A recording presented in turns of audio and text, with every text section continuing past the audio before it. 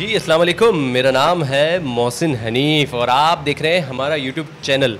मैं अक्सर अपने चैनल पर जो है अच्छे से मैसेजेस वगैरह दिया करता हूँ आप लोगों को ताकि उस पर अमल करें। मैं भी अमल करता हूँ ताकि जो है वो हम अपनी ज़िंदगी को बहुत खूबसूरत बनाएं। तो आज का जो मैसेज है वो ये है कि जो इंसान या जो भी पानी से नहाता है वो लिबास बदलता है, और जो पसीने से नहाता है वो इत्तेहाज़ बदलता है।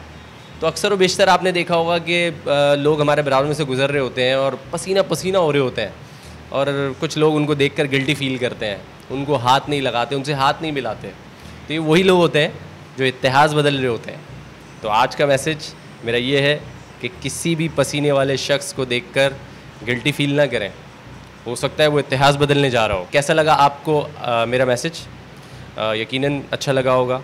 और ऐसे ही खूबसूरत मैसेजेस के लिए हमारा यूट्यूब चैनल इन्फॉर्मेटिव कराची को सब्सक्राइब कीजिए, बेल आइकन को प्रेस कीजिए ताकि हमारी तमाम आने वाली न्यू वीडियोस आपको बआसानी मौसूल हो जाएं।